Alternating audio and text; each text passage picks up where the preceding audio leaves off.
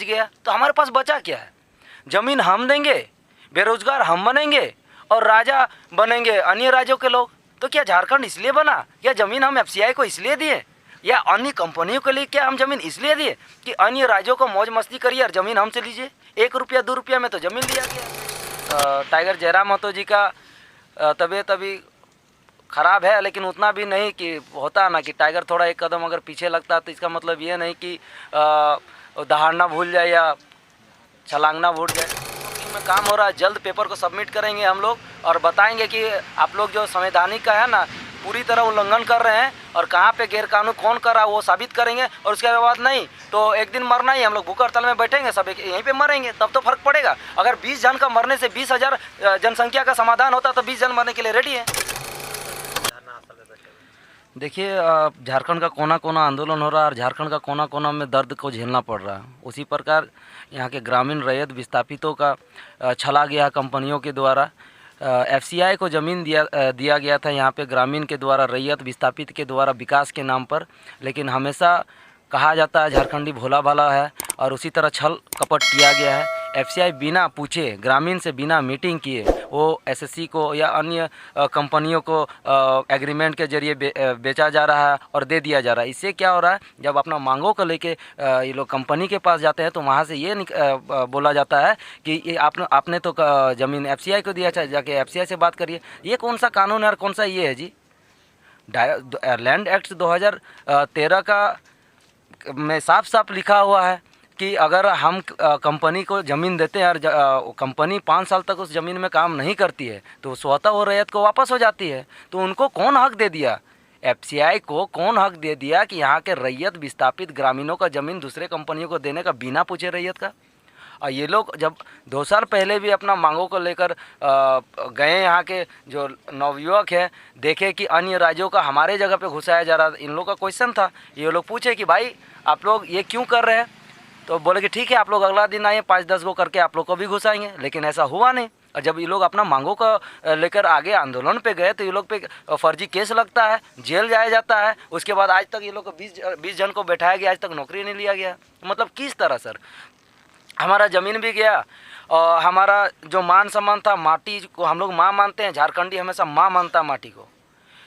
माटी भी गया, हमारा जो आगे का भविष्य जो उसी में उज्जवल होता वो भी गया। और उसके बाद जो विकास के नाम पे एगो नौकरी जो सहायता करता है, एगो परिवार को चलाने के लिए, अपना बाल बच्चों को पोसने के लिए, अपना बहन का शादी के लिए, अपना बेटी का शादी के लिए, एक अपना भविष्य को उज्जवल बनाने के लिए, वो भी आज गया। तो हमारे पास बचा क्या है? ज़मीन हम देंगे, बेरोजगार हम बनेंगे और राजा बनेंगे अन्य राज्यों के लोग। तो क्या झारखंड इसलिए बना? या ज़मीन हम एफसीआई को इसलिए दिए या अन्य कंपनियों के लिए क्या हम ज़मीन इसलिए दिए कि अन्य राज्यों को मौज मस्ती करिए और ज़मीन हमसे लीजिए? 1 रुपया 2 रुपया में तो ज़मीन लिया गया है 1946-47 में। तो ज़मीन एफसीआई अगर हमसे लिया है तो जाहिर सी बात है कि गाँव का विकास के लिए। साफ साफ लिखा है, स्कूल कॉलेज, पानी की समस्या, आज तक वो सब पूरा नहीं हुआ। अरे कहाँ से करेंगे सर? ज़मीन देके हमको नौकरी ही नहीं दिए तो अब हमारा उतना पढ़ाई और लिखाई का सोचिएगा आप लोग?